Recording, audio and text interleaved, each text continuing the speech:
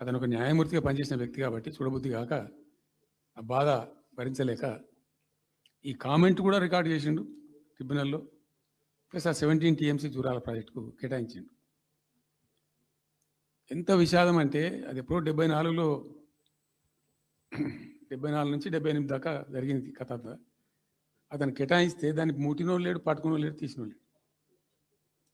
అంజయ్య గారు ముఖ్యమంత్రి అయినాక ఒక ఏడాది తర్వాత ఏమో అప్పుడు అంజయ్య గారు దానికి ఫౌండేషన్ స్టోన్ వేస్తారు. ఫౌండేషన్ స్టోన్ వేస్తే ఇక అది మెల్లగా మెల్లగా తెలంగాణ ప్రాజెక్ట్ కదా, ఇప్పుడు పట్టుకుని లేడు, దాన్ని మాట్లాడడం లేదు, అయ్యలేదు, అవ్వలేదు. ఒక అనాథలాగా ఆ బ్యారేజ్ వరకు కట్టేశారు. దానికి కాలువలు లేవు, నీళ్ళు రావు, పొలాలు పారాయి, కృష్ణానది నీళ్ళు వస్తుంటాయి, గేట్ల ద్వారా పోతుంటాయి. ఎప్పటి వరకు ఈ తతంగం 2001లో గులాబీ జెండా ఎగిరేదాకా ఇదే తతంగం. ఇంకా విషాదం ఏంటంటే అప్పుడు ముఖ్యమంత్రి ఉన్న చంద్రబాబు నాయుడు ఆయన మహబూబ్నగర్ జిల్లాను దత్తత తీసుకున్నాడు. ఆయన దత్తతలో ఉండే నేను అడాప్ట్ చేసుకుంటున్నా ఈ కరువు జిల్లా, దీన్ని అది చేస్తా, ఇది చేస్తా, పొడి చేస్తా అని మాటలు చెప్పి ఇష్టం వచ్చినన్ని పునాదులు వేసిండు. కలవకుర్తి, మన్ను, మశాన్, రకరకాల పునాదులు వేసుకుంటూ ఉద్యమ సందర్భంగా నేను చేసే ఉపన్యాసాలలో నేను మాట్లాడేది ఈ పునాదిరాలను ఎందుకు మనకు పట్టుక ఏడుస్తానుక, చూస్తానుక, ఏం లాభము, ఈ రాళ్ళని కృష్ణానదిలో అడ్డమేస్తూ చెక్కడమని అయితే భయం అనేది నేను నవ్వేది, జనం చప్పట్లు కొట్టేది సభలలో నేను చెప్తుంటే.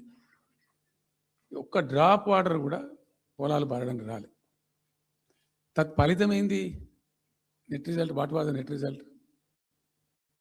పాలమూరు జిల్లాలో ప్రతి తాలూకా కేంద్రం అంటే ప్రతి నియోజకవర్గ కేంద్రం నుంచి వలసలు పోవడానికి ప్రజలు ప్రతి బొంబాయి నుంచి bus, Narayanpet Bombay bus, Wanaparthy Bombay bus, ఇంచుమించు అన్ని తాలూకాల నుంచి బొంబాయికి డైరెక్ట్గా బస్సు. ఏం చేస్తారు? ప్రజలు పుట్ట చేత పట్టుకొని వలస పోవాలి, బతకపోవడం తప్ప ఇంకో గతి లేదు. జిల్లాకు జిల్లా మొత్తానికి మొత్తం 100% కృష్ణా బేసిన్లో ఉంటుంది. భయంకరమైన కరువు. చివరికి ఆ జిల్లాలో ఉండే అనేక మంది కవులు అనేక పాటలు రాశారు. ఆ గోరెటి వెంకన్న గారు అయితే పల్లె పల్లెలో పల్లెలు మొలిసే పాలమూరులోన అని చెప్పి పాట రాసి పాడిండి. ఆ పాట బాగా పాపులర్ సాంగ్ కూడా, తెలంగాణ ఉద్యమం పొడుగుతో కూడా భయంకరంగా మోగినటువంటి సాంగ్. సో అట్లా జరుగుతూ ఉంది. మేము ఏడుస్తా పోయినాం, చూస్తా పోయినాం. ఆ ఉన్న రెండే ప్రాజెక్టులు, ఒకటి బచావతి పెడితేనేమో జూరాల గతి అది.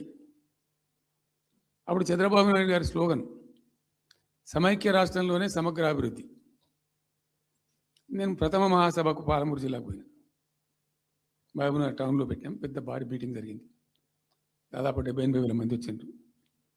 ఆ మీటింగ్లో నాకు బాగా కోపం వచ్చి, ఏమయ్యా చంద్రబాబు నాయుడు, అప్పటికి ఏంటంటే కర్ణాటకకి కొంత ముంపు ప్రాంతం ఏమిటి, దూరాల ప్రాజెక్టులో ఏంటంటే కొద్ది ముంపు ప్రాంతం కర్ణాటక రాష్ట్రంలో ఉంటుంది. ఒక 13 కోట్ల రూపాయల వరకు కాంపెన్సేషన్ కట్టాల్సి ఉంది. కట్టడు, ₹1 కట్టడు. ఏమయ్యా చంద్రబాబు నాయుడు గారు, నువ్వు దత్తత తీసుకున్నావు, కథ తీసుకున్నావు, డైలాగులు చెప్తున్నావు, ఇక్కడ చచ్చిపోతాను జనము, బొంబాయికి వలసలు పోతుండ్రు. ఇటువంటి పరిస్థితులలో కూడా కర్ణాటకకు డబ్బులు కట్టడానికి డబ్బులు లేవా? ఇదేనా సమైక్య రాష్ట్రంలో సమగ్ర అభివృద్ధి అంటే? పట్టిగా బ్యారేజ్ ఆ గోడలకు కట్టిన విడిచిపెట్టేది చూసి తమాషా పడన్నా అని చాలా తీవ్రమైన విమర్శలు చేశారు. మోకాళ్ళ మీద పరిగెత్తి కట్టిండి చంద్రబాబు నాయుడు. అప్పుడు ఆ కర్ణాటక చెల్లించాల్సిన కంపెన్సేషన్ ఏదైతుందో మోకాళ్ళ మీద ఉరికి నా దాడి తట్టుకోలేక కంటిన్యూగా పెట్టిన.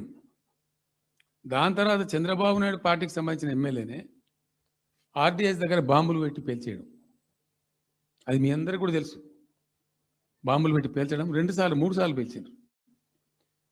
నేను ఫస్ట్ ఉద్యమంలో, తెలంగాణ ఉద్యమం స్టార్ట్ అయిన తర్వాత నేను ఎంచుకున్న ఎజెండా, నా ఎజెండాలో మొదటి పాదయాత్ర నేను చేసినటువంటిది జోగులాంబ టు గద్వాల పాదయాత్ర చేసిన.